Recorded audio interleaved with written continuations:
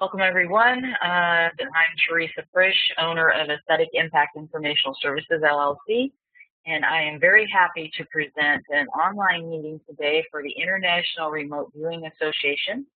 Pam Coronado, IRVA President 2013 is here. It is August 10th, 2013. Most everyone has been here for just a little while, so they've been familiarizing themselves with the environment in WebEx. You should be able to hear me. You will not be given mics just because of the large crowd. Pam and I have mics.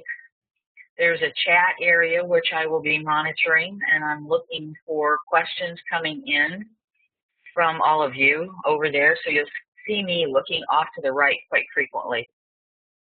If you are having trouble, which I think everybody has this ironed out, there is a communicate button at the top of the screen with drop-down menus for help that ask you to verify your rich media players. If you experience trouble during the meeting, says my webcam got disconnected. If you experience trouble during the meeting, you may need to sign out and come back in, and Explorer has been better for us than Google or Firefox. So those are just some troubleshooting points. And everything that we say and the text will be provided later on the recording, so it will be given to Pam, even though Aesthetic Impact does reserve rights and ownership of it. And as a disclaimer, we do have a large crowd here, and what you say will be recorded, and so we ask that you use your best meeting voices, and whatever comes through in content or suggestions or conversations, we will not be responsible for later. So with that, I think I will go ahead and pull up your presentation and turn the meeting over to Pam. Hello, everyone. Thank you for coming, and thank you, Teresa, for encouraging me to do this. This is my first webinar. Can you tell? So I wanted to thank her for encouraging me to do this, and I'm very grateful for the opportunity to reach out to all of you, to the remote viewing community. Pam, a bit of housekeeping just to refresh your memory. At the top of your screen, there's an ellipsis that lets you advance your slides. There is. Yeah. Okay, I see it. Okay, there you go. Perfect. Okay, I thought I was going to have to ask you to do it. I can do that too. Okay, so I wanted to give a little background. I know several of you already know me, and some of my students I think are here, but there may be some of you out there that don't know me and don't know much about my background, so I'm going to give you a quick rundown on who I am and how I became acquainted with IRVA, and give you my history a little bit, and then I'm going to talk a little bit about remote viewing and my visions for the future. And at the end, we are going to do some target practice. We're actually going to do a target today for any of you who want to stick around and play with us. So my early influence and my whole reason for being involved in IRVA is right in front of you. That's Betty Jagers and Alan Bond. And I met both of them in the 90s. And individually, both of them had a huge influence on my development, especially Debbie. And Debbie encouraged me to explore remote viewing from early on. She really felt it was important to train. And I'm going to talk more about that as we move along today. But I really have Debbie to thank for teaching me something about structure and discipline and the importance of training and the importance of continuing to grow and stretch yourself.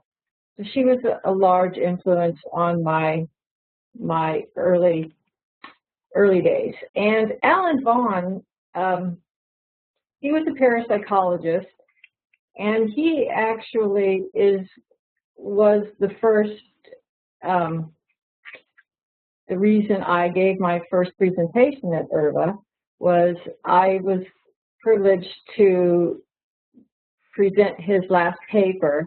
He passed away in 2001, and he had been scheduled to speak at the IRVA conference. And so I went in his place and spoke and gave his last paper. So I had a terrible fear of public speaking, and I did it for him. And when I look back at the video now, I think it's pretty humorous because I was obviously terrified. Pam? Yeah. Just so when you did mention the reason that you were doing this was because Bevy, and we could see it in front of us, my screen did not advance. So if you are, I don't know, I have it showing that I am synced for all. So that would seem to be maybe with you, but maybe it's with me. So can you just kind of, and I'll switch my screen just in case when you change slides. If you can mention that. Just let me know when you're changing slides. Okay. So I am now on slide number 3. All right. Thanks. It's all mine. Okay. Okay. Very good. So hopefully you all are on the same slide. Yeah. And this is just a little bit about my background as far as creeping out of the closet, I guess would be a good way to put it. But my career continually put me out in front of the public. And as I said, my first talk at IRVA was in 2001, and I was presenting Alan Vaughan's last published paper. And over the years, I continued to speak at IRVA, most of the conferences, and that picture you see in front of you is an ethics panel that I was on. And as you can see, we were enjoying ourselves and having a good time. But I've also done a fair amount of TV and media over the years. And Final Destination, again, was, Final Destination was a movie, and there's a small piece at the end of that movie on the bios, on the extra featurette. And it's really about my early career, my life, and my home life and kids, and how I sort of fit all of this together. And I did that piece, again, in honor of Alan Vaughan, who was supposed to be an expert and giving an interview for that movie. He wasn't happy about the content of the movie and wanted some sort of positive message to go out to young people. And so I stepped up and took his place, and we tried to present something positive about the field and about intuition to kind of counteract the message of that movie. So if you're wondering why we are on a Final Destination movie, that's why. I also did several other shows, Proof Positive for the Sci-Fi Channel, Sensing Murder, for Discovery, recently The Unexplained, and Miracle Detectives, which was on the Oprah Network. Miracle Detectives was my first attempt at doing remote viewing publicly, so that was a fun and terrifying experience. Sitting next to a skeptic. I did not realize how much of a skeptic she was, actually, until we were done filming, and that's probably a good thing. But there's one thing all of these shows have had in common for me, and the reason I agreed to each project, I'm pretty particular about which projects I accept, and the reason I accepted those projects were they gave me an opportunity to teach. And it wasn't really about proving that psychic phenomenon exists. It was more about teaching the public how and why it works. I really wanted to continue to move beyond testing and does it work or not work, but how does it work? So most of the pieces that you see in particular Sensing Murder, I was really given the opportunity to teach about my process, and that was important to me. The Unexplained as well really gave me a chance to show people how I work. Uh-oh, says the host just removed me from the meeting. I did not. Can you all see me and hear me still? Yeah. Okay. I am moving to slide number 4. So this is just a few of the milestones of my career in the psychic field. Before 1996, I was a mom. I had 3 young children and was going to school, believe it or not, to become an architect. I wanted to study architecture at UCLA. So my life in 1996 took a sharp left turn, and to this day I'm incredibly grateful that it did, but it was a bit of an adjustment for me. So in 1996, those who don't know, I had a dream about the location of a missing woman, and I joined a search party, and that woman's body was found that same day. And that was sort of a snowball effect from that point on, where I started getting calls and requests for help, and my life was really never normal again after that. In 98, 99, 2000, 2001, I was fortunate enough, as I mentioned earlier, to train with Debbie and Alan Vaughn both. For those of you who know Bevy or know anything about her, she was a very no-nonsense sort of teacher, and she didn't take excuses ever. I can't was not part of her vocabulary, and I'm so grateful to her for that, because she really influenced me. But she also encouraged me to get my own private investigator's license, which I did and held for 7 years. And that really gave me the inside picture on what law enforcement wants and what they need, and really helped me from an investigative standpoint to become good at psychic detective work. I began working with the FBI in 2001 and continued working off and on with them for at least 7 or 8 years. I began teaching psychic detective courses in 2006, and I have learned so much from my students, and I'm so grateful to them. But I've learned so much about the way the subconscious works and how the subconscious responds to different challenges and different questions.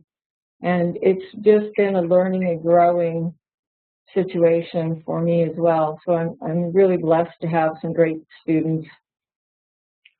And there's a lot of love and friendship and kinship within my students. And we really support each other, and it's a safe place to learn and a safe place to grow. And that's something that I want to carry over into the remote viewing community. 2007, I bent my first spoon. Yes, that's up there because because that was a big moment for me. If any of you have ever done it, it really changes your view of life and how things work. And I have to thank Linda Buchanan, Lynn's wife, for being the one to kind of, after 3 or 4 years of attempting and never having any success, she's the one who finally taught me how to bend a spoon. And I will say that my daughter came along to that conference at the time, and she had a whole stack. I think she had 4 or 5 spoons bent in her little pile before I managed to do one. 2010 is when I was encouraged by Lynn, and I'm entirely grateful to him, to take more formal RV training. I had been doing targets practice over the years in the forums and various places where I was exposed to it, but I had not had that in-depth formal training. So in 2010, I took some classes with Lynn Buchanan, and I will never forget that moment, and I like to tell this story sometimes, is that I remember sitting in the hotel room at the Green Valley Ranch with Lynn Buchanan and several other students, and he was going to demonstrate a target for us. And he stood up at a whiteboard with a marker, and somebody pulled a random target out of a big stack of manila envelopes and read him the coordinates.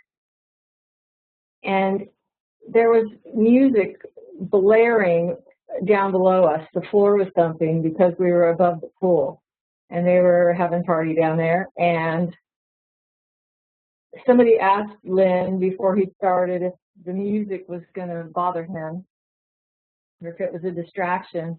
And he looked up kind of surprised and said, no. And off he went with his target and started his ideograms, and pretty soon started giving his gestalts and obviously nailing the target. So I, from that moment on, was hooked. I just couldn't believe that somebody could stand up there in those situations, not meditating, not having complete silence, and being able to work at that level. I was definitely hooked. And I told him, you've got my full attention. So I continued studying with Lori Williams, and I've gone through beginnings, intermediate, and advanced twice. And soon I will be studying a bit with Paul Smith, so I'm looking forward to that.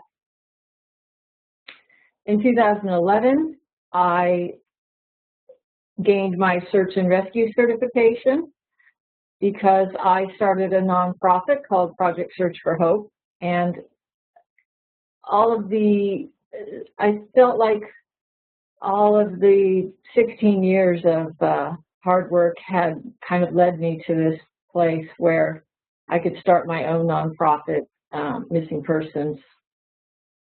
And that's what we do. We focus solely on missing persons cases that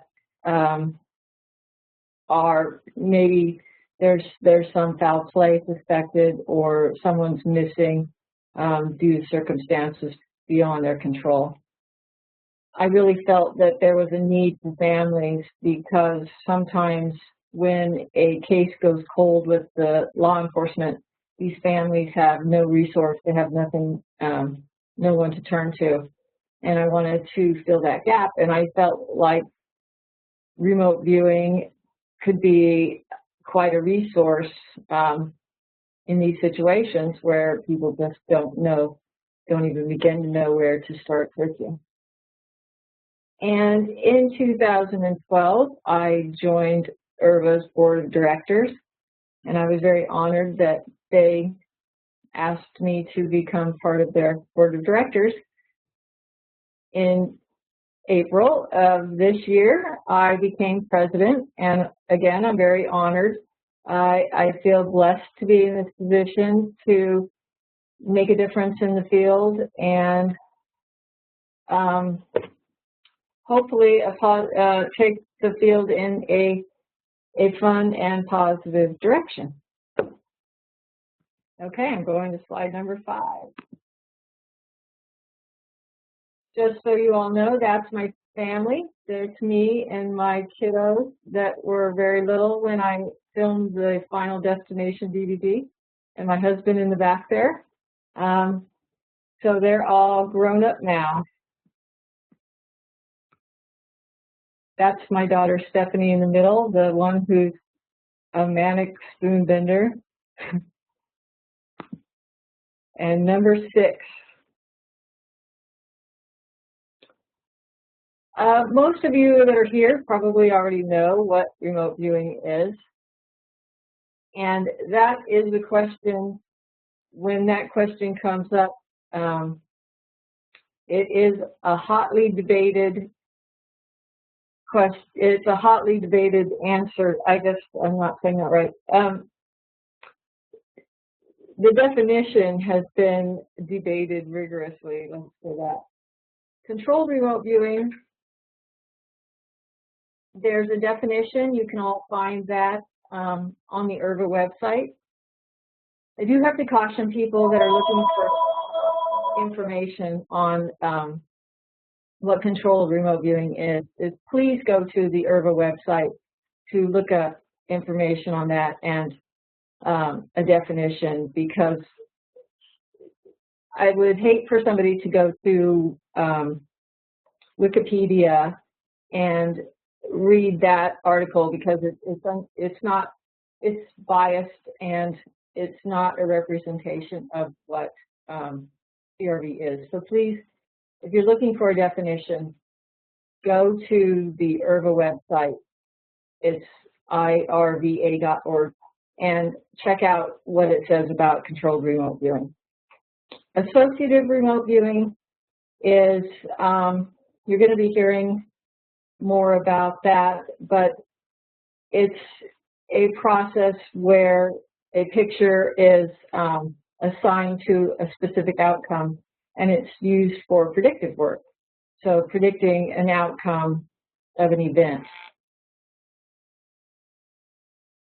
Now, where things get interesting in this community is the freestyle method, where I wrote fuzzy boundaries because that's a term that Marty Rosenblatt likes to use, and he's using it in a different context. But I find it so appropriate when people are trying to figure out what's remote viewing and what isn't. There are other forms of remote viewing that are not controlled remote viewing. And there's a lot of debate that goes on about what is and what isn't considered remote viewing. Certainly, remote viewing is something that needs to follow a protocol, and it needs to be provable in a scientific format. Certainly, worked blind is one of the conditions of true remote viewing.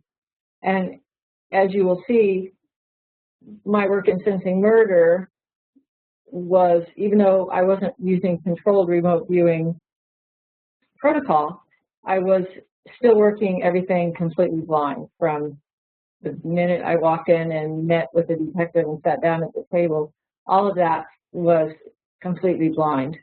So it's important for viewers to learn to work blind, but also to work within some sort of structure. However, like I said, those boundaries have not been clearly defined. Do you have any comment on that, Teresa? Oh, maybe she's not there. No. Okay. No, I'm here. No, only the fact that we do have controlled remote viewing protocols that were developed in a lab in a research situation. And so I think those have set the standard to where everything has developed today, and different people are using it. And as Lynn, who doesn't want a mic, always says, he thinks that everything needs to be tried. So we do have a parent, and where everything started, which is back at SRI and SAIC. so we can track everything back. And of course, everybody is going to try to put, no science can remain stagnant. Everything needs to be looked at and tried, and each of us bringing our ideas to the table are what that's going to be all about, I think. Doesn't mean that we throw away the protocols or say that they're null and void, but we remember them and try to build on them.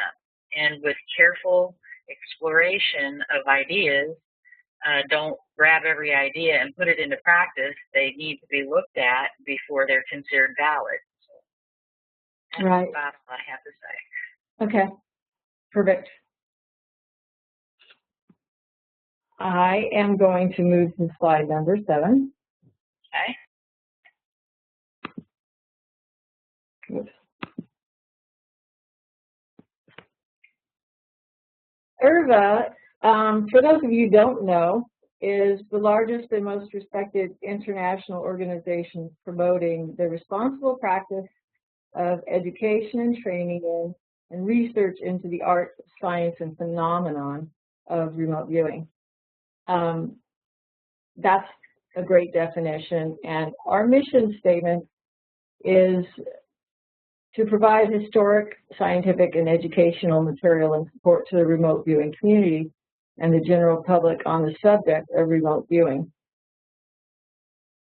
IRVA's primary goal is to provide an unbiased approach relative to information testing, research, and education regarding remote viewing. And this is where I really felt like I was a good fit for IRVA, and IRVA was a good fit for me because our goal is to educate and to support those in the community who are wanting to learn and stretch and grow themselves. And I know there's a lot of viewers out there that are wanting to make a difference and learn to use this skill for something useful. And that's my goal too. And that's something that I want to promote for this community. So, so that's what we are about, and that's what we hope to accomplish. And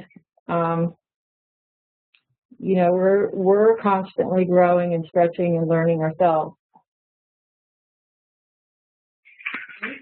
Slide 8.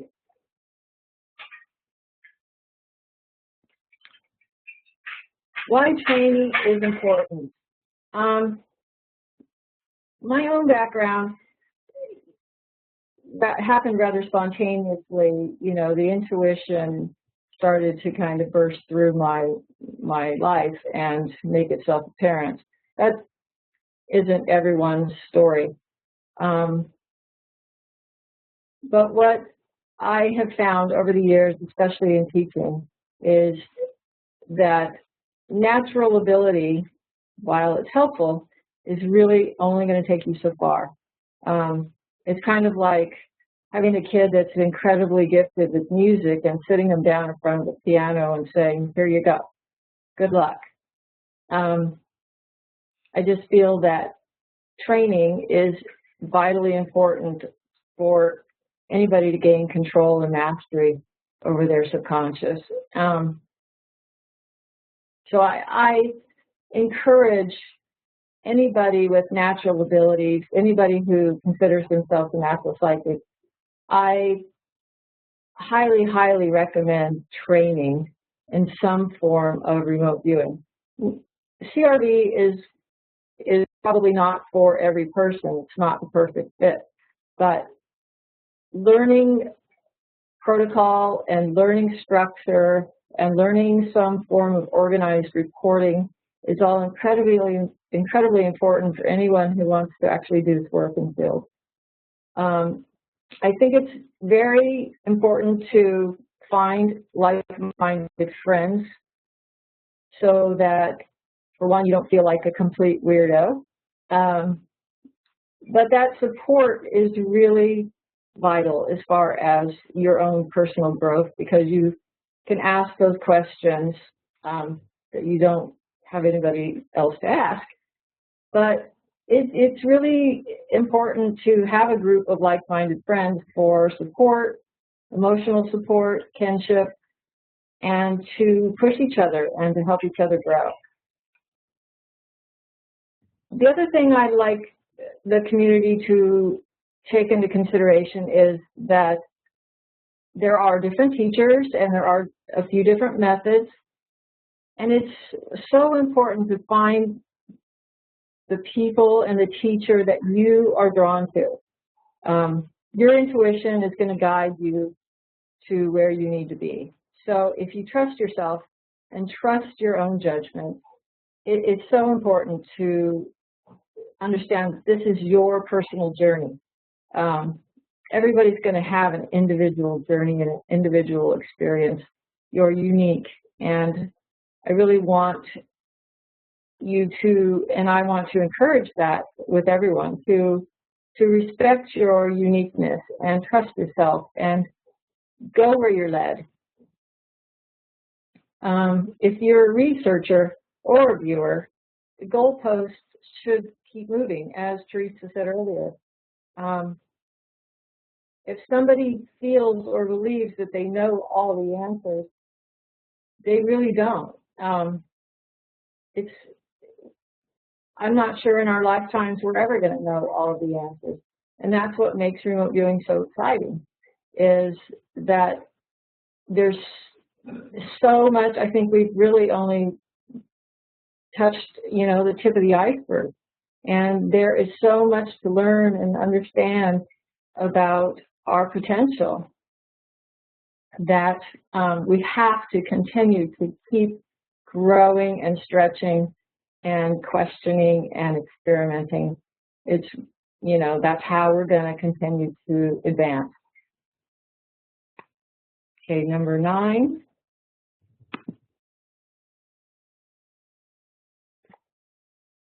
This came up in a recent discussion about the future of remote viewing, and it's such a valid point that I wanted to bring it up again here. It's vitally important to understand the past in order to move forward.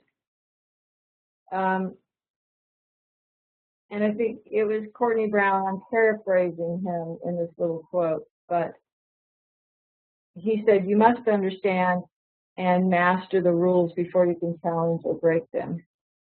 And it reminds me of something I told my son, Nick, who is a musician, and I used to explain to him that he had to understand all the rules, all of the music theory, before he could experiment and break those rules, that it was very important to understand and know them, then he could break them. And I believe the same about our work in remote viewing. It's a lot of research and time has gone into understanding how the subconscious works, and that should not be dismissed. It should definitely, those rules should be understood, where they came from, how they developed, and all of that is available to you, especially if you become a member of IRVA. There are all of those declassified CIA, Stargate archives that have all of that information in there. Some 12,000, as you can see, 12,000 documents. There are a lot of papers published, books, articles, all that stuff's available on the IRVA website. Some of it is for members only, and a lot of it is still there and available to the public.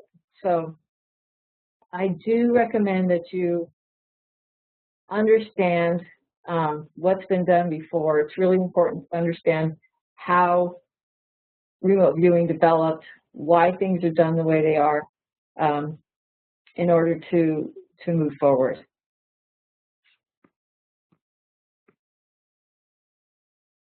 And I can tell you too, from a personal perspective, I had been doing this work for many, many years as an operational viewer, out in the field doing work for law enforcement. And when I started studying remote viewing, I was astounded at how much they understood about the process. and I felt like somebody had just given me the keys to the car to help me drive. So it was such an enlightening experience for me to learn about all of the things that and research that had happened before in my own, just in my own personal experience. Okay, number 10. The future of remote viewing, of course, is very important to me and hopefully to all of you. I feel that research is important. There's a lot of arguing that goes on in this community. There are a lot of brilliant minds. And when you have a lot of brilliant minds, they have different opinions. And I think that debate is healthy and good. But I would like to see as well research to back up some of these arguments. If somebody's got an argument or they have an idea, I encourage formal research. I would like to create more operational opportunities for viewers. I think that if somebody's going to invest the time and money into this field and into this work, they need a place to go with it. And so that's one of my primary goals, is to find and create more opportunities for viewers. I think that's very important. I know there's a lot of people out there that really want to use their skills for something good. That's why you're here. And I am going to do my best to create more opportunities for viewers. I think that we need to create a united front, the remote viewing community as a whole. I think that in order to be taken seriously by the world, we have got to respect each other and create a united front. Even when we disagree, I still think it's so important to be respectful of each other and supportive of each other. We're all on the same team. We all care very much about human potential, and I think we've got to really start supporting each other. Like I said, there's nothing wrong with having different opinions. We're all on the same team. We're all trying to do the same thing. So I do really want to see us come together as more of a united front. The way that we do that is to always keep the greater good in mind. I try to do that personally when I make decisions about projects I'm going to do or not do. I'm always looking at the greater good. Is this going to serve the community as a whole? Is this going to promote remote viewing in an ethical and a good way? So before you do anything, stop and consider for a minute if this is really for the greater good, if this is going to further the field of remote viewing before you act. Because I think if we all start to take responsibility and act in an ethical manner, which is so important to IRVA and to our members, that's how we're going to continue to be respected in the field in general, in the world in general. Okay. Screen number 11. When a collection of brilliant minds, hearts, and talents come together, expect a masterpiece. I don't think there's a better quote for this group of people. And I am so privileged and honored to be able to lead a group of brilliant minds and hearts and talents. I can't express that enough. And I see the potential here and I hope that you all do too. Like I said, this is a room full of brilliant minds or you wouldn't be here. And I know our hearts are in the right place, and there's a significant amount of talent. And whether you believe you're talented or you don't believe you're talented, I run into that a lot with people who wanted to learn remote viewing but believe they're not talented. I'm going to have to disagree there. I think that talent lies within all of us, and some people it's definitely more natural than it is for others, but I still think that we all have this ability as human beings. And I think that you need to put all of your doubts and fears aside and let your brilliance shine through, because if you do that, it definitely will. Okay. Teresa? Yes. Did you want to, how do you want to work the question? I would suggest that people text them in, and we just take them one at a time, or whatever time limit you have allowed. Okay. Nobody has really texted in the end so far, so. Okay. So anybody, if you have specific questions, now's the time to text them in. We are getting ready to work a real target. I did mention this earlier, and I want to remind you that we're just going to play a little game here, and the person who gets the most hits will get a 1 year, is going to win a 1-year membership at IRVA,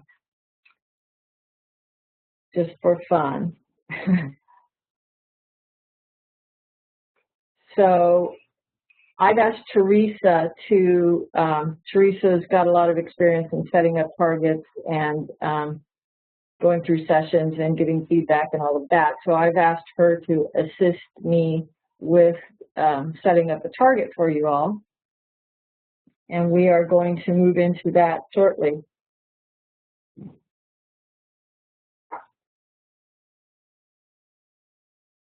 Right, Teresa? Right. Whenever you want to do it, I don't know if you want to answer a few questions and then we'll put up coordinates and everybody goes away for a little while and comes back, or if you want to give coordinates and have those people go and don't participate in question and answer and do it simultaneously. It's however you want to do it. Okay. Well, I'm not seeing tons of questions coming in, so here is a question. Albert is asking, to whom do we report future C info? TPS are not set up, Toronto Police are not, services are not set up to handle it. So if you should have a precognitive event and you would like to report that to law enforcement, is there a mechanism that you would suggest? I actually do not suggest. This is something that sometimes people get a little frustrated with, is that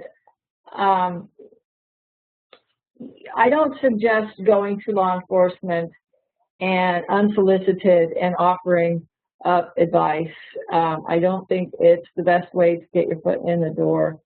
And I know that people find that a little frustrating, but if you want to be taken seriously, you know, I always kind of compare it to somebody who, a mechanic who's, somebody whose car breaks down. If your car breaks down, you don't really want 25 people calling and telling you how to fix your car. Well, police don't really want 25 unsolicited people calling and telling them how to do their job either. Now, when it comes to precognitive events, the problem with that is that most people don't have a time, place, date, they don't have all of the pieces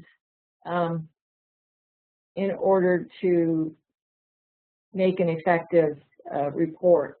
And law enforcement finds that sort of frustrating. So they tend to not be open to something unless you have, you know, a time, a date, a place, and some sort of track record. If you put yourself in their shoes, they have to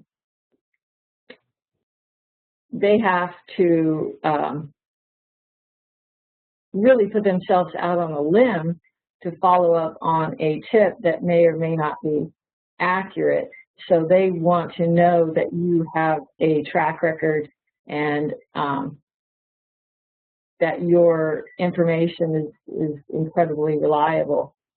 So you can email me and ask me more about that, Albert, privately, and I will talk you through some of that. But that's really my stance on it, is unless you have all of the answers, law enforcement's really not going to want to put themselves out there and, you know, disembark an airplane, for example, with 300 people on it, unless they really feel strongly about your abilities and you have all of the facts, not just, you know, that there might be an airplane situation next week, for example. Does that make sense, hopefully? I understood it, but it's not the first time I've heard the discussion. So, Albert, it was a good question. I typed that in. And thank you, because in just being associated with Len and his students, invariably, you know, every few months we'll have somebody new come in, and they have a good and valid reason they think to visit law enforcement. They go running up the street, hand them the report, only to have it thrown in the trash because they weren't asked first. So this is a frequently asked question, and I think that people need to hear your experience in dealing with law enforcement, and helps them have some perspective, because besides the fact that their results are thrown in the trash, they are now living with the fact that they did or didn't have good information, and, you know, what should they have done with it, or what did they do with it. So good and open discussion about this is great. I'm glad to hear it. Yeah, let me add another note to that too, is that, you know, I have a policy, and it stems all the way back from when I was training with Debbie. And I don't approach law enforcement unless they approach me. They have to. Yeah. Neither does Lynn. Yeah. So either a family member has to request my services, and when a family member comes to me, I tell them to ask their department to contact me. So I do prefer to work with law enforcement, and I do only take cases where either the immediate family has requested my assistance or law enforcement. I don't inject myself in cases unsolicited. That's just one of my rules, and it's something I require of my students as well. And the reason for that is because, for one, they're not going to throw my report away if they came and they asked for my help. So I don't have to struggle through all of this. How do I get them to believe me? I just don't even go there. If they want my help, they'll find me.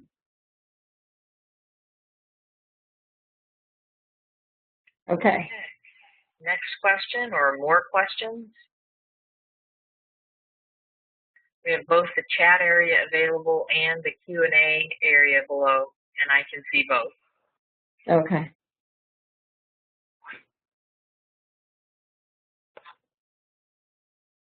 And while we're waiting, it does take people a little bit of time to type.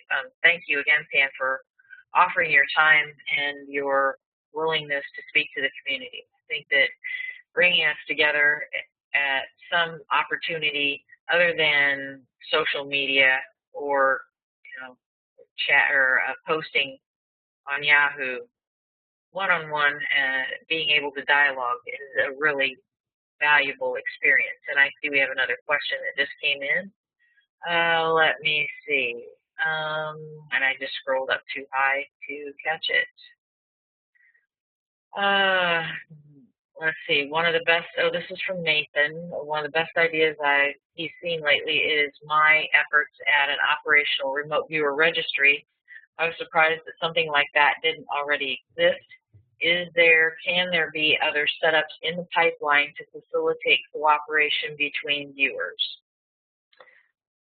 You know, I want to take a second too. Thank you, Nathan, for pointing that out, because I have to say kudos to Teresa for pulling that together, because that's so in line with what I really want to see the future of remote viewing. So kudos to her for all of the amazing time and effort she's sorry, my cat's going to be meowing at us in the background. All of the time and effort she's put into creating that. I think it's a fantastic opportunity for those who want to be viewers to jump in there and register yourself. And you know, I would like that to be somehow in cooperation with IRVA, and I will be talking to Teresa in the future about how we can do that. Well, I'll look forward to that. And just to say, that's been a dream of mine for some time, and probably came from Lynn, because Lynn did start his original database hoping that we would all have access to it. And I think part of that would be infrastructure in the remote viewing community, but also as we move forward with trying to educate the public and who knows nothing about remote viewing, it's like, how does a customer or someone with a question even begin to find out where to go? So I thought, well, if nothing else, here's one place, and it can grow, and it doesn't have to be the only place, but at least it's established, like throwing a rock in the pond of time. I threw a rock. So everybody better duck, because my aim might not be so good. Well, kudos. I think that it's a step in the right direction, and I really do applaud you for taking that step. Thank you. Let's see. Kristen is showing that she has a question. There we go. Pam, what if you see something to help solve a current case? I guess there would be no credible way to contact the police. Kind of too bad, though. And that's from Kristen. So you may have partially addressed that question already. Yes, and and your view of what you have that could potentially solve a crime and what police find useful, you have to make sure are the same thing. If you feel like you know where a missing person is, can you go out and find them yourself? Go out and find them yourself and call and report. Because law enforcement, if you call and say you see a dirt road and a rock at the end and a bunch of trees, they are just going to get frustrated. So before you ever pick up a phone, consider, I know that we all get emotionally attached to our information, and we get really excited about it. But you have to be able to step back from it and look at it and see how detailed and how valuable it truly could be. Thank you, Kristen. Another good question. And and that's the thing. Is Teresa has created a situation where people who want this kind of assistance can come there, and you can have the opportunity as a viewer to work in an operational case where they're asking for your help and they want your input. Paul texted me a question or a comment that says, please suggest to Pam that she mention the focal point list. Thank you.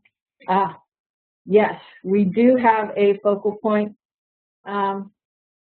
group where people can work on targets and get feedback and get experience. And I would like to see in the future, now that I'm getting the hang of this webinar thing, I'm thinking that we might be able to do something with focal point in a webinar sort of format. So that is something that's available to our members. And again, let me go back and mention something about IRVA, is that IRVA is a nonprofit, and we survive off of memberships and donations. Just like all nonprofits, you know, we are self-funded. So your membership dues help us to help you.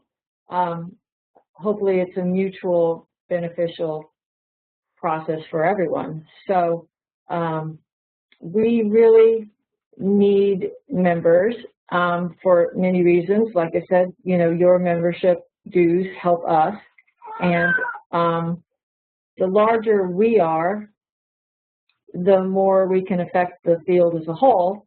And IRVA really wants to encourage ethical use of remote viewing in the field. And a lot of this is coming up here with some of the questions about how do you proceed, what is proper, and that's something that IRVA wants to be a leader in the ethical use of remote viewing. Pam, just to interject, not pushing aesthetic impact, but one of the reasons that I started doing this was hoping that maybe we would have the opportunity to be able to come together as a community for meetings or whatever. So while you're working on increasing your members and increasing, therefore, some of the opportunity to do things, if you want to use this environment, let me know. As long as my schedule will permit, I'll be happy to do that. I don't have to be involved. I just turn it over to you, make sure that I have to be here, but I make sure you know what you need to do, et cetera, et cetera. Perfect. Thank you. You're welcome. And Paul has a question for the cat. Yeah, that cat, I just threw something at him. I'm sorry, my dog's going in and out the doggy door, so I'm probably hearing that every now and then. The cat is she's very old, and she's going crazy, you know, she's going a little senile, so she's howling at me right now. One of the members is thanking you. She has to run. She's looking forward to hearing the recording, and she's enjoying hearing the cat, who evidently stepped on a button, she thinks. But the cat just wants to be known as well. Exactly. Opinion. Yes, we don't want to be ignored. Yeah.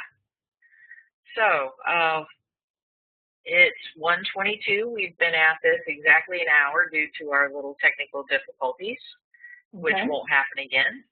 And we did have 32 people show. I hate to say this. I did take a second and look at some of the emails. We did have somebody, one or two people who thought they could register this morning. They weren't aware, evidently.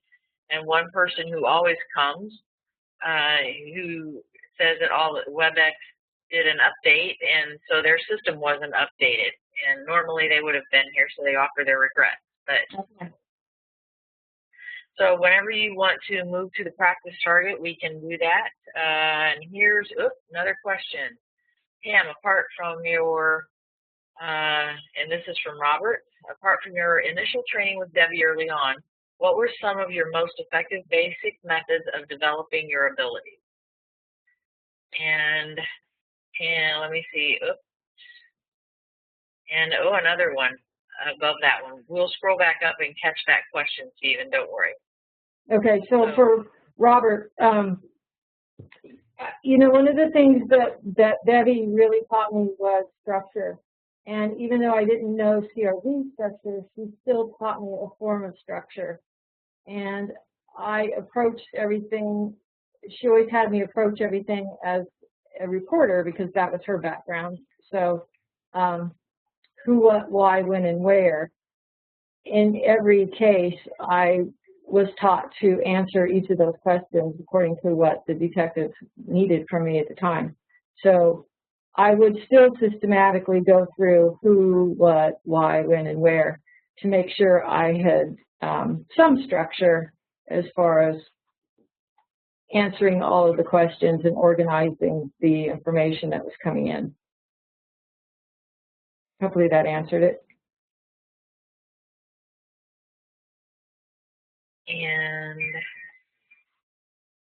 And I will say this too, for me, you know, unfortunately, I got a lot of training through the School of Hard Knocks. So I learned a lot from making mistakes.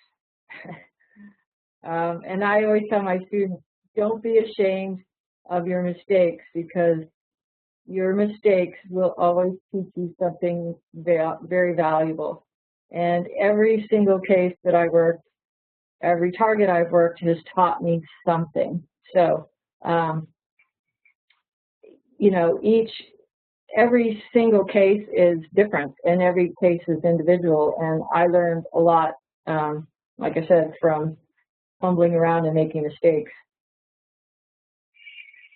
Stephen had a question. While I realize it is not necessary to have psychic abilities to remote view, will remote viewing stimulate latent psychic abilities? I say this because having always been intuitive and sensitive, these gifts at a certain point in my life became so intense that it concerned him to the point where I prayed to have them taken away, which shortly did occur. Now, many years later, I would like to rediscover those former abilities.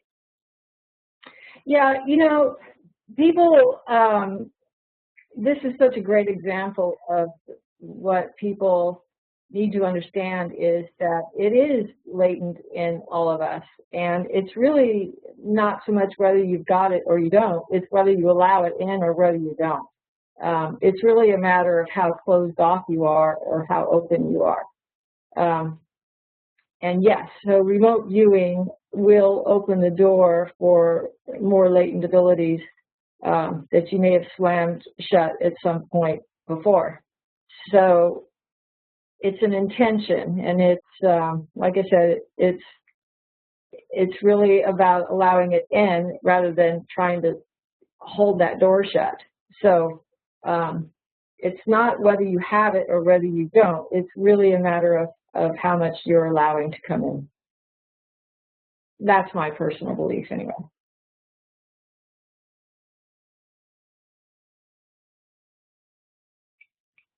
Scroll back up and see it. And that was a good question. Thank you.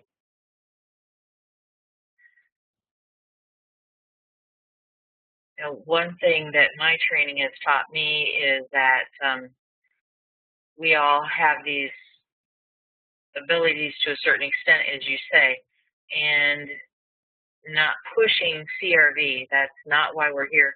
But learning structure helps you to do it in a controlled fashion instead of random events, which will still continue to happen.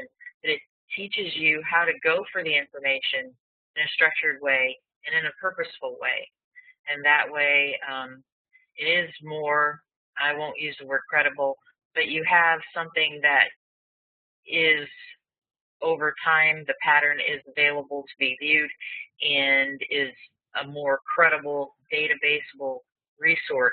You can point to this and say, look at this track record.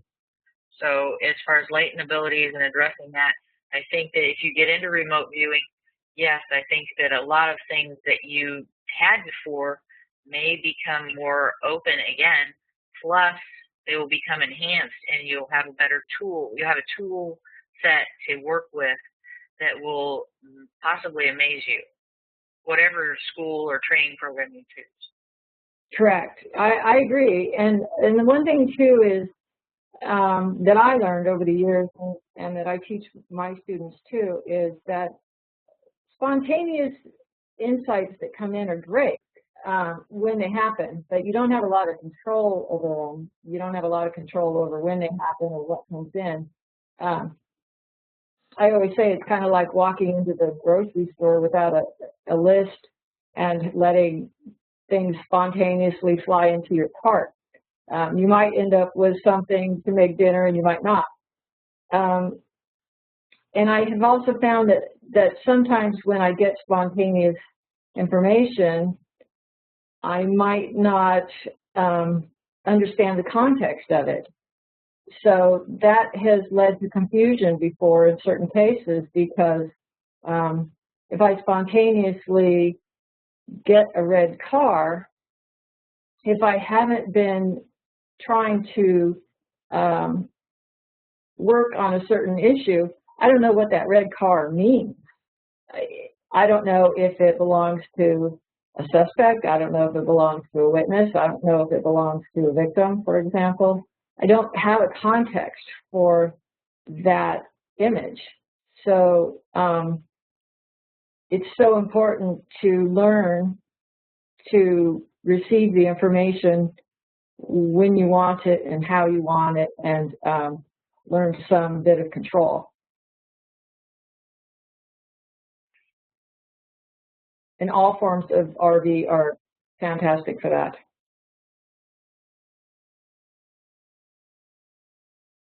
All right, 1:30 my time. Okay. If you all are ready, we're going to do a little bit of target practice. All right, what is your format? What are you thinking? How are we going to facilitate this? So I am thinking everybody who wants to, this kind of ends my portion of the presentation part of this.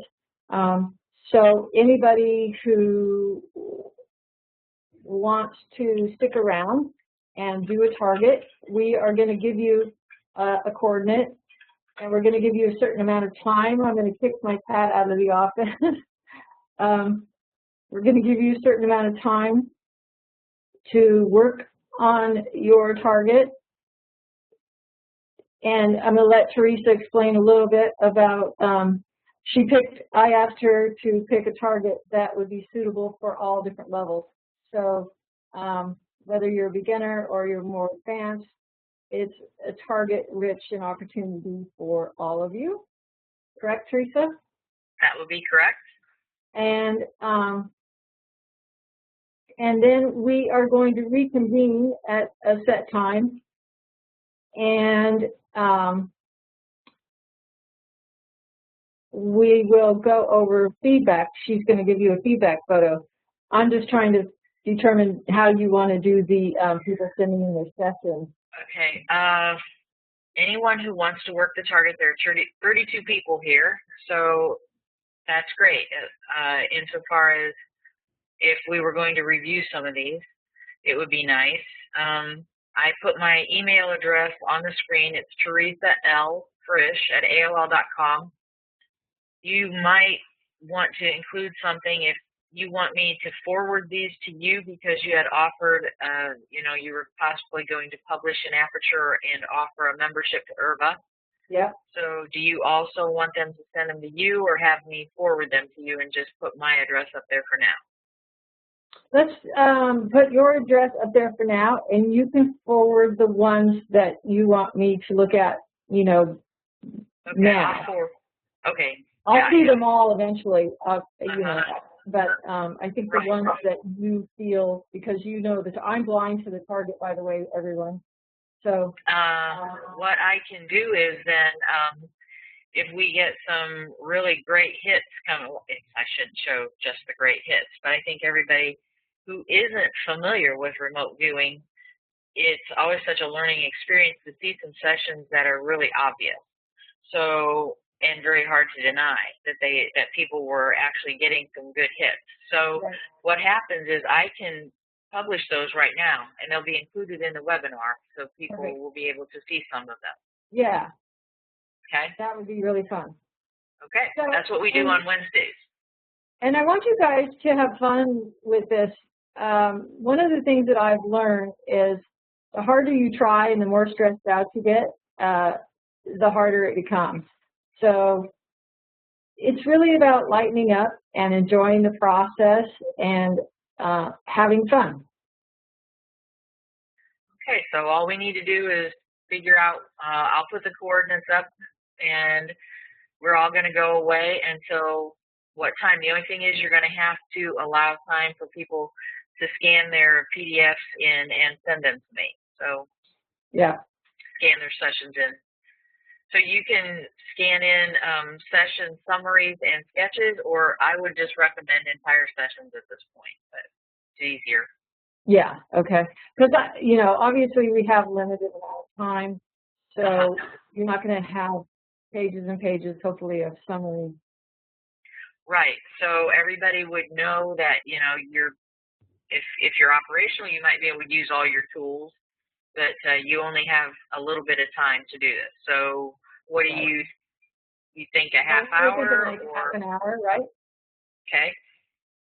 And then, you know, if people need to leave, that's fine. We'll still be recording, and they can catch it that way if they need to. Right. Mm-hmm. Okay. So we get together afterward, and people stay and look to see what we get, or they opt to through the recording follow-up. Right. But Okay. hopefully most of you will stay. I'd like to see as many people, you know, give it a go and have fun with it, even if you're not trained. You know, I tell my students that want to try some of this and they're not trained in CRV, is still just focus on that number and see where it takes you. And just report, you know, describe. Try not to identify everything, just describe what you're getting. Okay. I am going to mute my mic and probably turn off my camera for the half hour that we're gone. Okay? Okay. All right. Okay. I probably am going to do the same. So you don't need to give any instructions, or? No, I'm just going to give coordinates, and before I show everybody the feedback, I will make a couple of comments, and then we'll take a look at it.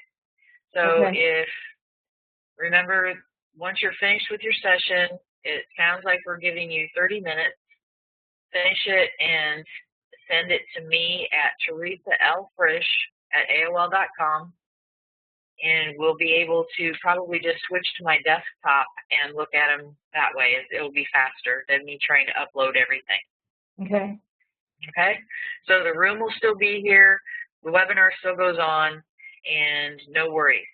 Okay? You don't have to sign out, sign back in, none of that. Okay? Mm-hmm. Okay.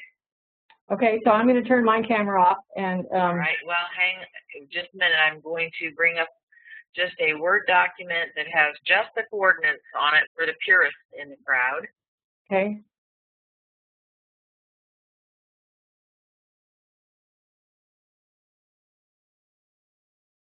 And hopefully this will pop right in here.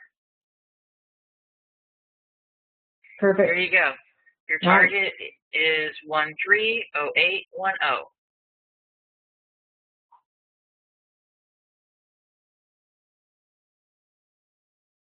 And it is 1:37. So let's just say at a quarter after we'll be back. So by a quarter after the hour, try and have your session completed and sent to me. Okay?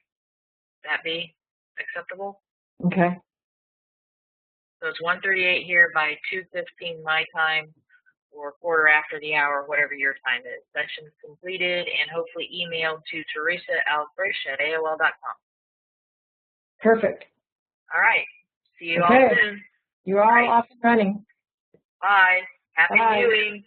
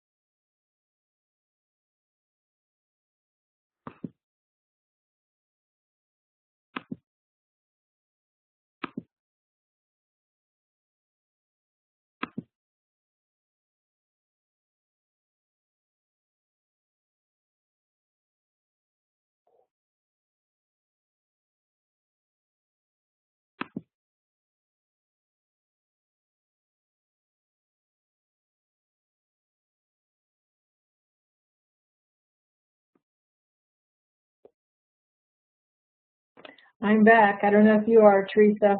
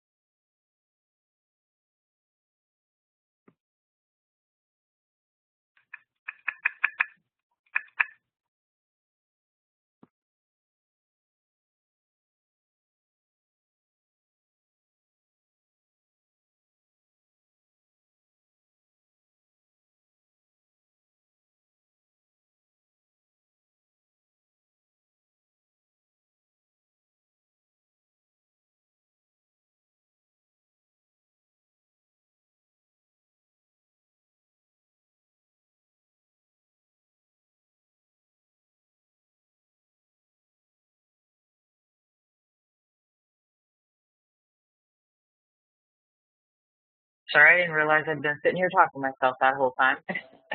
Uh-oh. Great. I had muted the mic because my dog was interested in something outside. I've just been merely explaining to all of you that we have a ton of sessions in. I'm really Yay. excited. Yeah, I'm really excited. I may have to flip back and forth, and for some reason, Patsy's maybe downloaded in here somewhere. I'm just trying to figure out what my system did with it.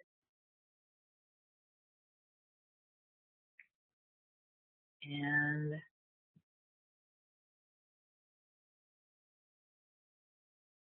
maybe, and here's another one. Good work, everyone. You betcha.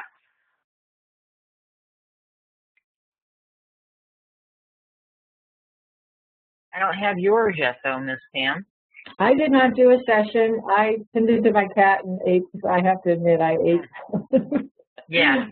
I must admit, I got up, moved around, grabbed a banana, then I grabbed a sandwich, grabbed a drink of water.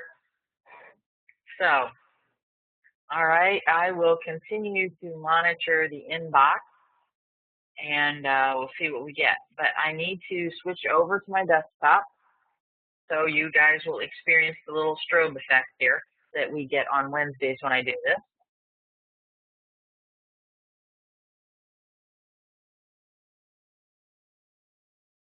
And then let me make sure. Oh, great. I'm not too sure where that email came from. I think that was still up. You just never know. That's why I always say it's a good thing I'm not doing anything I'm not supposed to be, because, you know, this could end up recorded for anybody.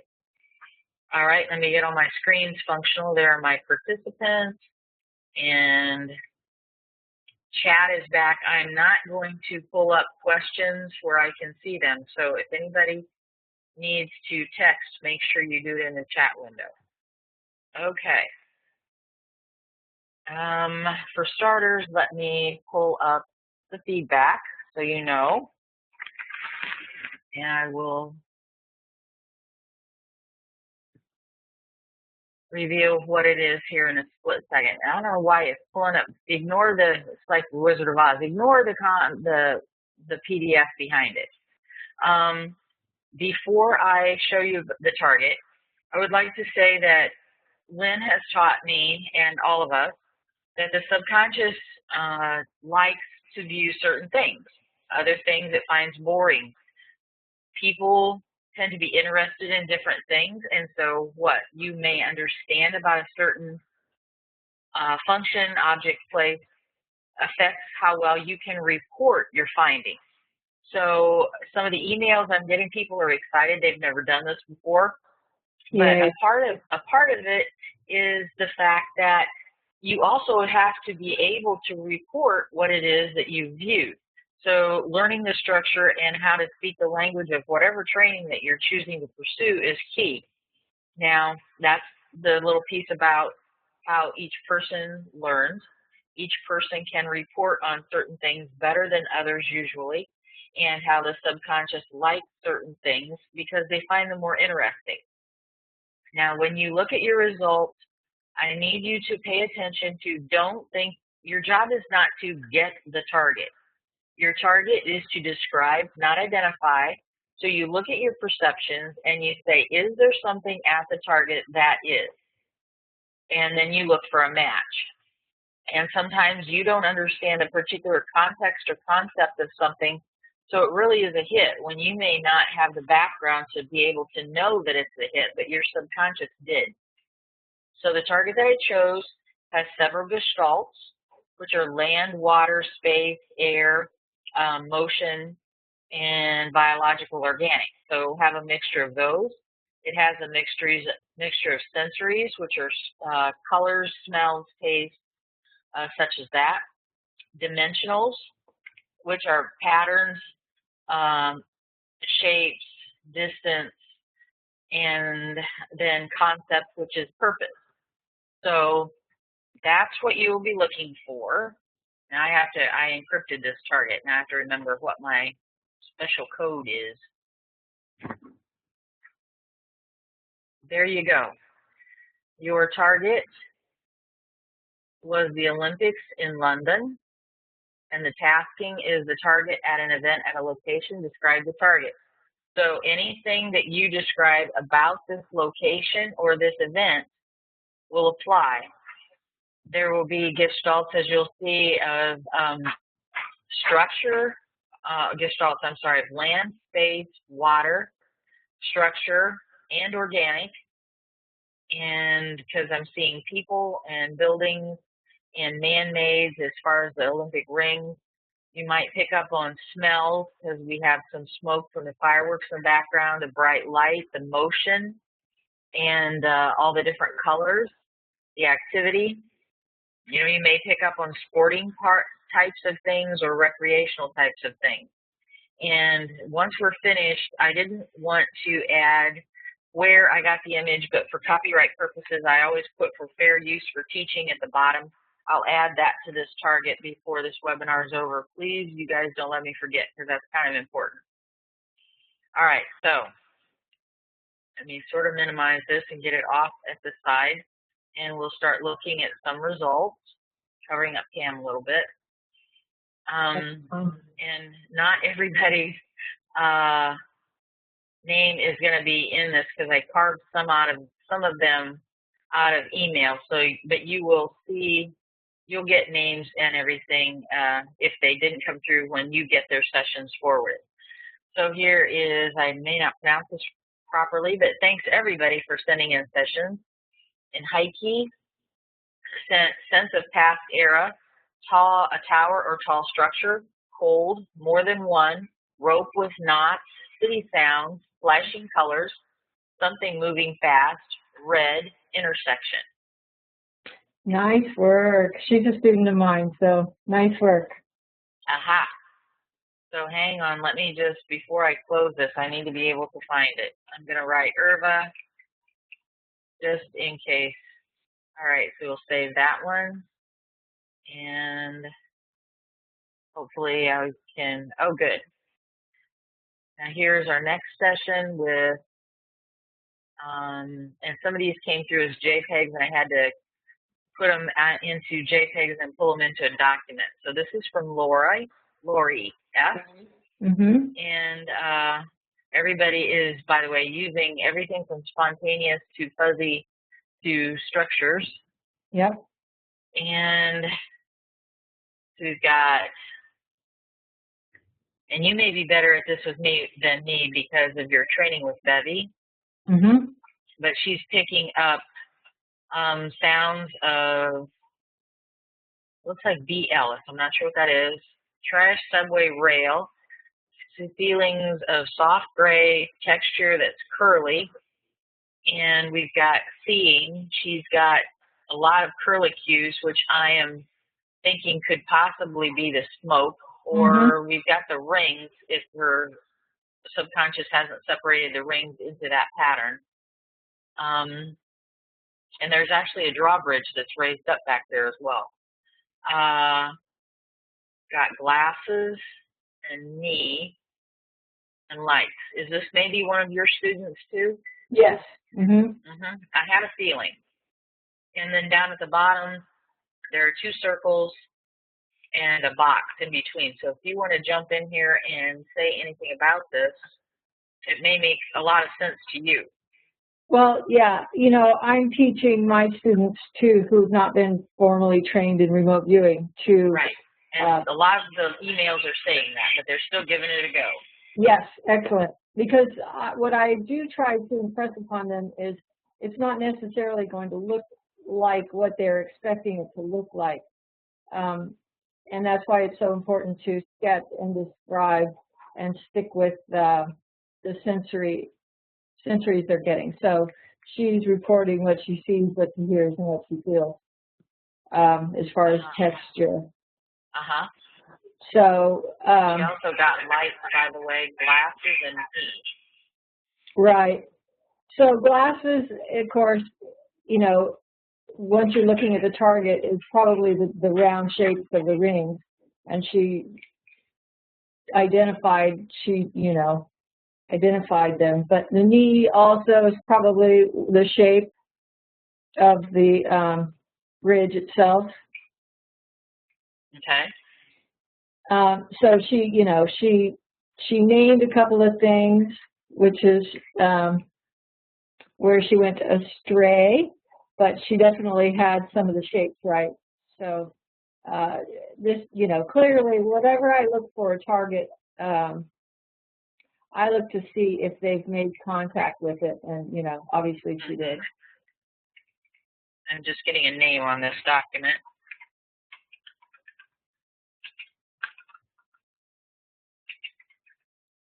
Okay. Lori, obviously you did connect to your target.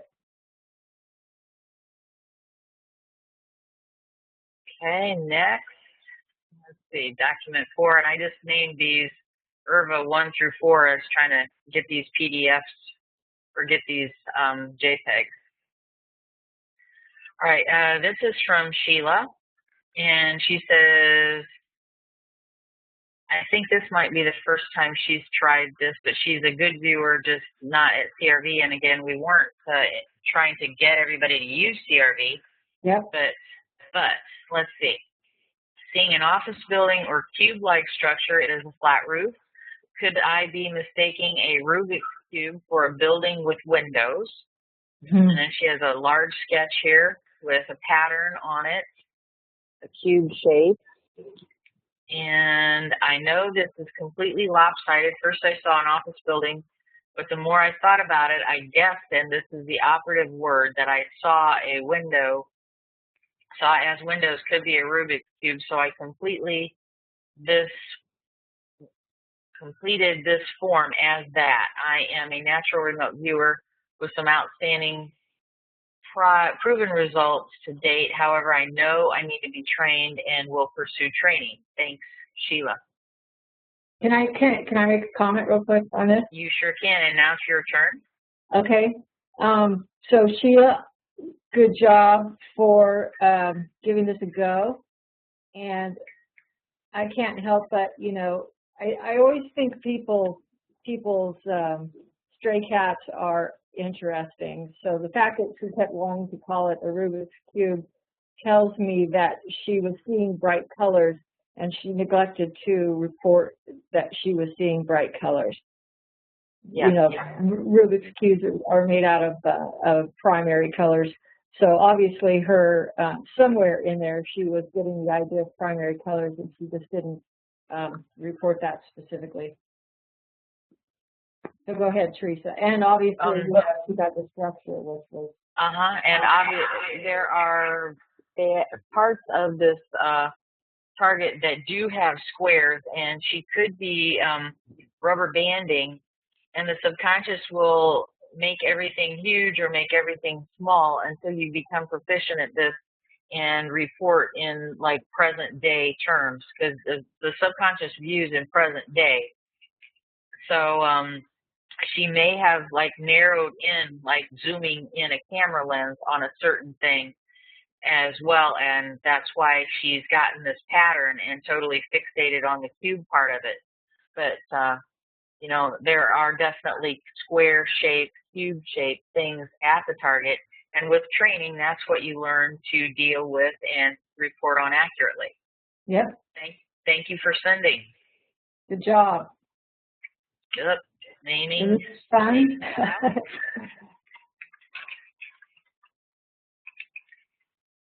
sure I spell that properly. And I'll check the email again too, see if we had some more come in. Sometimes servers take a while.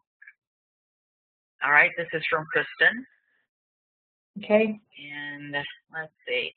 She's got an undulating wavy surface, activity biological, lake or ocean, viewing a distant horizon, human in boat traveling across the water, feminine female sensing the fabric of a dress or skirt. There's a tall man made, race on the water, a boat race, high-rise buildings on shoreline, happy festival atmosphere with a note of caution, an element of concern. And she apologizes. She is very out of practice, and but she did it anyway. Very good. Well, you certainly have nothing to apologize there for, Kristen. She may or may not be with us. She has a little pooch that she was going to take outside. Okay. So she obviously got the water, and she got a lot of hits in there. Yes, she did. Lynn would be proud of her. Yes. All right, now those were the Word documents that I made up. Now let's see, we do have some PDFs. Things are a little large here. I'll call for some readjusting on my part. Let's see, we've got fir trees, and some of these names I have it in the email, but there's not a name on this. Okay. Sorry, I apologize. Fir Okay. trees, torch, cleaning small cut logs, Scandinavian-ish, dirt path around the left side as you face it, wood bench, summer flora, some wildflowers, says not garden, just spontaneous. Plateau, we've got building, and she is seeing tall, spiky things. Now, what she consciously is labeling fir trees, excuse me, I'm trying to fight not coughing. What she is calling fir trees, we have tall, spiky towers. Yes. So you take the words, the labeling nouns away, and you look at the image. And Correct. that's where you sort out the conscious and subconscious reporting and recording. So, as someone who I do believe included in their email that they were new at this, I think she did a pretty good job. And this is why I encourage my students, even that are not CRV trained, to sketch and doodle, because your subconscious knows what it's doing, and it will draw the target for you. Yeah, and I will get a name on this. Okay. I'm just going to write need name. So despite naming it the wrong thing, that, you know, obviously from the picture, that's a good site contact. And you know, if you were to blow this picture up and enlarge it, zoom in, you know, there probably are some flowers there that may be just outside camera range. That's why we encourage our students to research their targets, not to waffle, but to see what you've done that, you know, and you can learn from them that way, because maybe what you did get was just outside camera range. Right. And there's also things you can learn about events and activities of a place. So here's our next one. Labeled it Indiana. So it's reminding this person of Indiana. Okay. And looks like I'm going to have to match up a lot of names if they just inserted the photos into an email. So we've got trees and a structure that they've drawn that looks like a barn, and a vehicle which they've drawn that to them resembles a tractor, but in its most basic form, this vehicle is a vehicle. And so they've also gotten the water. So far we have trees or spiky somethings that they're thinking are trees, and a structure, and the water. And again, with training, you start learning to sort this out. So I'm not sure what the background of this person is. I'm apologizing again. But there's definitely, whether or not a skeptic would agree, I would say with training, there is site contact, and it's the reporting. I agree. And, you know, just the fact of where they drew, even the positions of where they drew things is interesting. Okay, and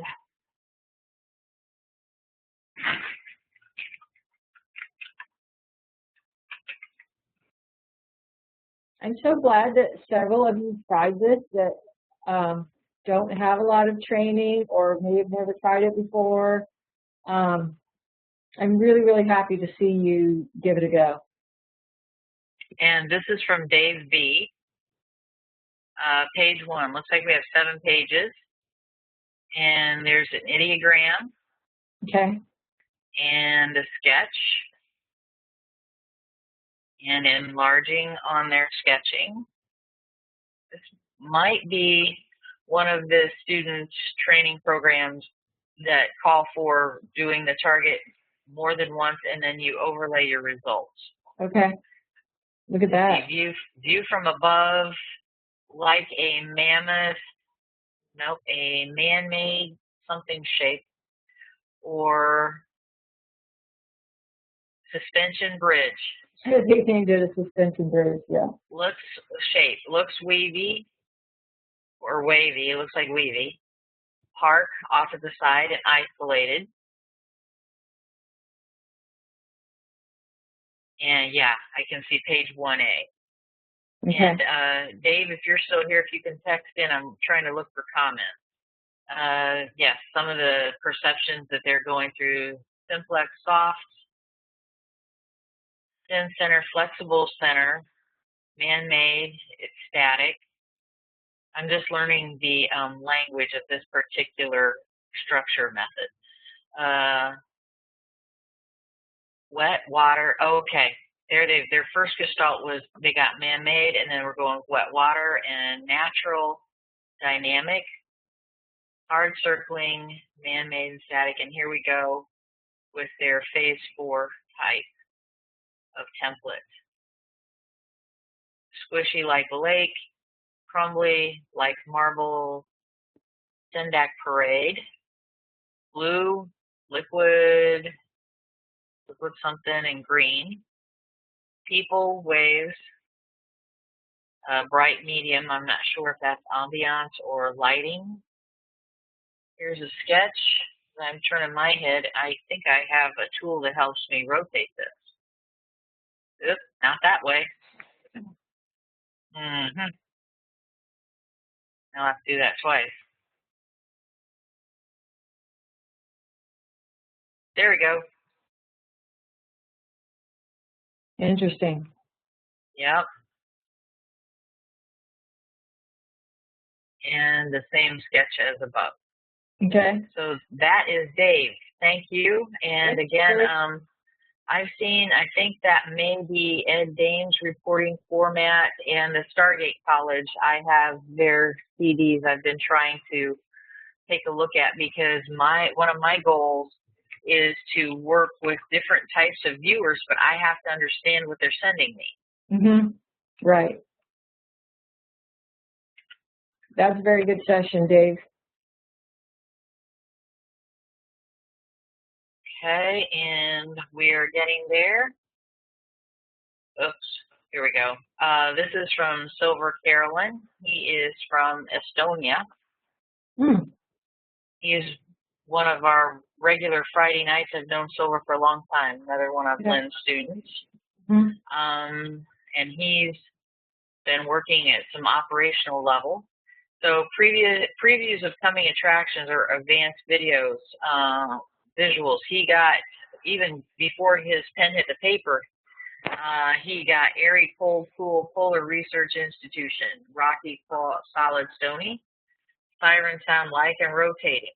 So those are forms of stray cats which he needed to set aside so they didn't hijack his session. They may be there, but then we have 3 pages. So he's sending phase 1. He didn't send all his ideograms and everything. Okay. He has an AOL structure in a house. It's angled, solid, structures man-made, curved, spacious, airy. He sees colors of white, blue, green, yellow, black, open, spacious, natural feel, and upward, downward, deep falling, and very high. And there's, let me see, I'm trying not to repeat myself. He has an AOL of an airplane. And thinking of water flowing merrily like a creek. And let's see, mostly slow motion feel surrounded in natural surroundings. There's rhythmic motion. There's round ball-like shape, a solid feel like a fence-like object. Tingling sound, tingling, well, we do have fireworks. Heavy grayish, an AOL of a stone-like object, and flowing out motion and warm breeze feel. And dark, pointed, lined objects. Now, I don't know if he is still here.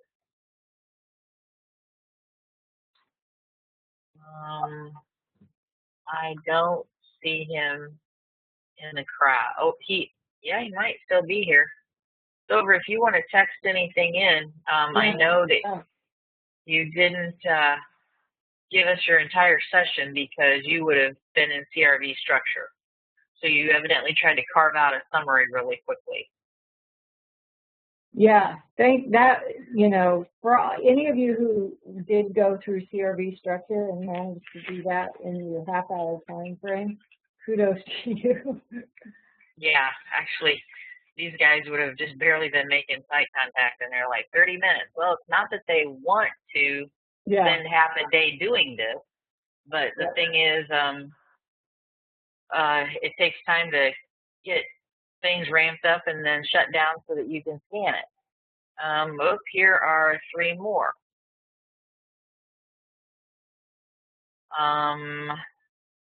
And here's Patricia's. Let me just see if Janine's got hers all in. No, we're looking at 2 different things. So hang on. Janine's is up, and she comes to our Wednesday night get-togethers. So let me see if I can enlarge her stuff. Here we go.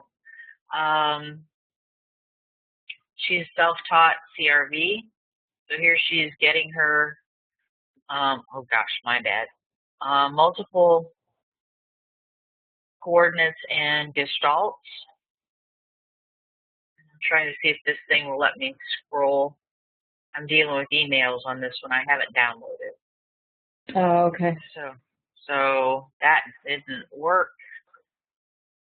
Then I have to scroll on my email and just touch on both first. So what she managed to do in that half hour was to sketch a boat with people. I mean, this is what came through for her, so that is what she sketched, and hands shaking. Now, Lynn would hopefully agree with me if I take a moment to say this is symbolic. The Olympics is an international event of handshaking, of athletes coming together, competing for recognition and all their skills that they've worked so hard. Mm-hmm. So that is possibly a symbolic event right there, the handshaking. Yeah. And here we have a shape down in the left-hand corner that sort of is a half cylinder. So that would be Janine Barlow. Thank you for sending. And I know that you were under a time crunch. For you, for her, that was, an accomplishment. Yep, and she got the water. Mm-hmm. Yep. And let's see, that is hers. Let me see if I can unattach these. Then here is, hopefully I can get back to who this person is. Dense trickle flow, full drippy, swirly, dark, musky, circling. There's grays, dark blues, turns and twists, covered, graduated smoothness, still audio, quiet, archway, arched light, solid, slippery, growth, smatter, something of exchange, foggy, filtered light, and medial, or that's medial. All right, I may have to go back to the emails.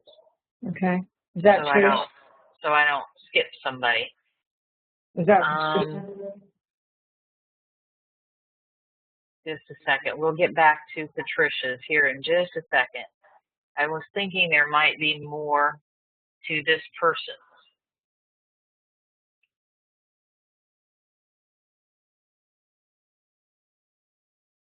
The only way to do that is I have to open them again. Okay. We'll see how my dowsing for email went. Probably not so good because I didn't remember pulling this.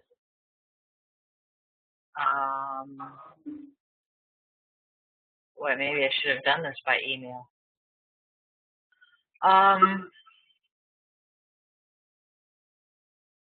Curved over top, diagonal down, curved under, horizontal peak, diagonal down, peak, diagonal up. Oh, okay, that's the ideogram.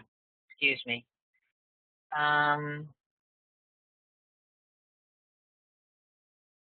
So that was the ideogram, and I am not seeing the session that goes with it. Okay. Then we do have Patricia's, who has, oops, I don't know if I can shrink this. This is what I get to do on Wednesdays. Now, Patricia's one of my students, but she's also had some formal CRV training. Okay. Ooh, we have a bunch of stuff. She has advanced visuals or POCAs of Eiffel Tower. I was just looking at pictures of it. So she's setting that aside. Nothing but like a struggle from the start. And wow, lots of good site contact going on there. Yeah. Okay, we're working phase 2. We've got water, salty ocean, next to rugged, rocky, diagonal, vertical, rocky outcrops sticking up and out of the water, very blue, scenic, blue skies. And we've got fluffy white clouds, and the smoke from those fireworks does resemble, without naming, clouds. She says what? Bright. It does say bright and sparkly? Yep, bright, sparkly. Mm-hmm. That's your girl. That's a good job. Adults, people, many in a row, side by side, 2 together, following, sitting. Again, I apologize. It's a little difficult to look at these in this particular format. Okay, that might be, for the most part, the majority of her stuff. Mm-hmm. Nice job. Good job, Trish, especially for, you know, the half-hour thing. Mm-hmm. Let me just see if we got my... Oh,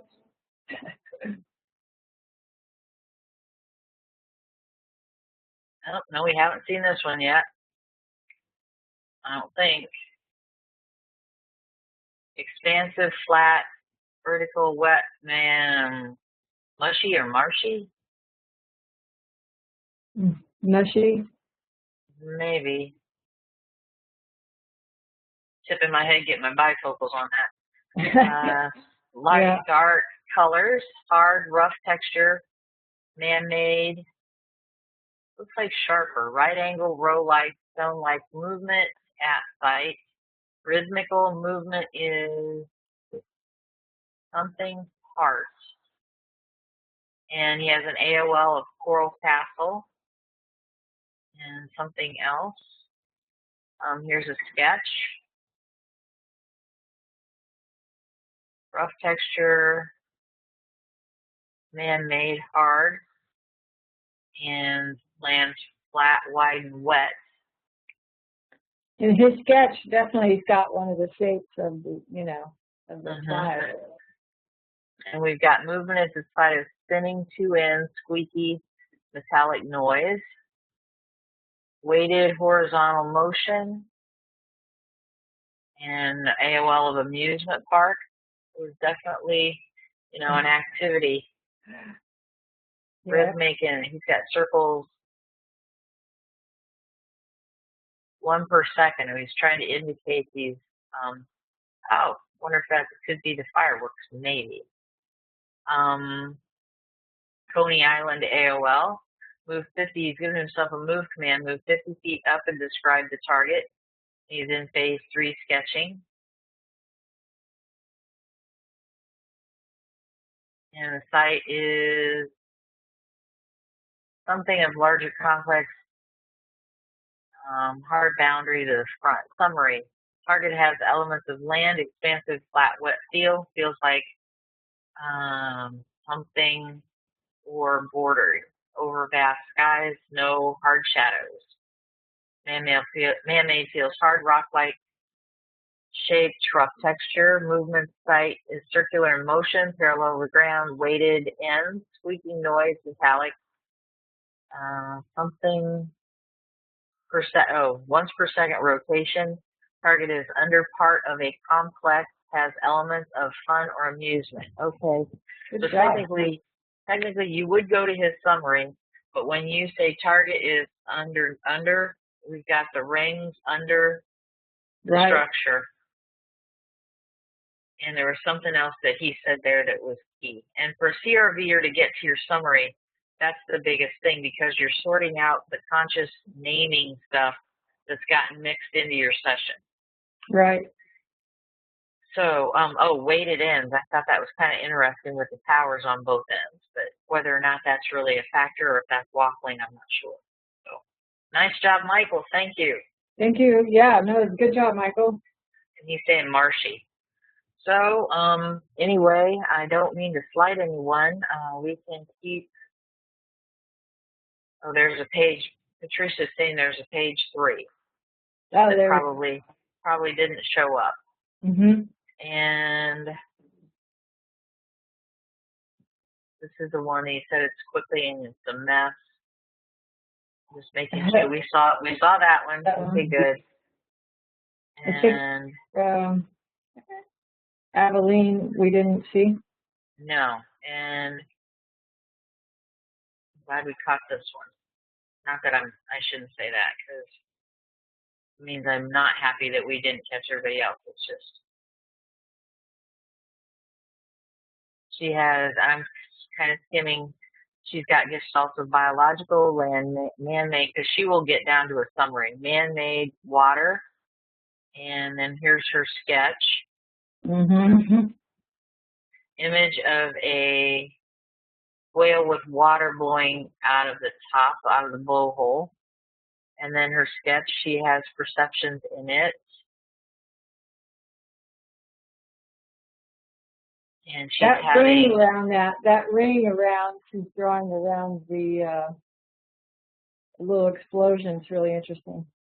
And here she's having a stray cat or AOL of Tivoli, and that's in quotation marks, which is usually considered a phase 7, and she knows about phase 7, so that's usually considered information coming directly from the signal line. Right.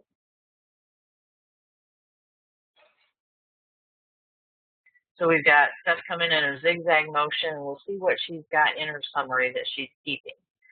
Target is outside, has elements of man-made, water, and biological. Target appears bright in medium contrast to its surroundings.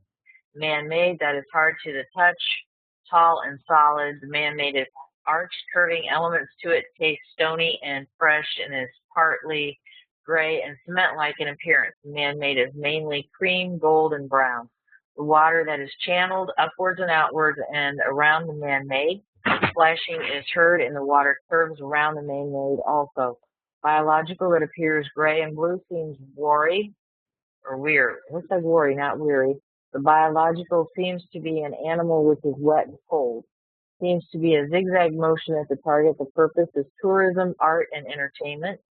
And the stray cat's a statue, monument, fountain, image of a whale with water blowing out of the blowhole. Good job. Other than, you know, that she's got her little AOL going, but but she's setting it aside. Yep, you can absolutely see. I like the man-made coming out of the water or water going around the man-made. I agree. Okay, let's see where we are here. Again, we can, I'm dowsing for people. The one person, her name is Dee, and she said it's her first time ever. And she gave it a go and sent it in and made it public. Good job. So, yeah, and here's another one. I think we did see it, never did this before, so it is what it is. And here's Patsy, and I cannot figure out why I can't see her stuff. Waiting for, this gives me a signal. Waiting for webmail 1. Now, I'm not too sure what that means. I don't usually have to wait on any webmail 1. I'm really sorry. Patsy is a good viewer. Yeah. I'm trying to get one in case we're on overload here in my system. Maybe if I go back through the ones that we did and take them out. But now,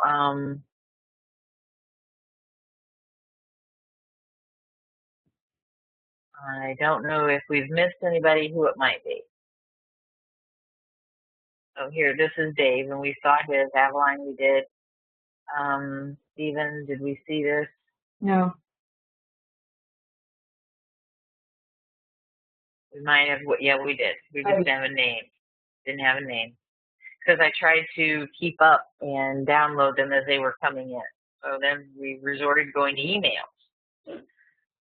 I apologize if we've missed anybody, but I think actually there's a good chance, except for Patsy, we may have caught them all.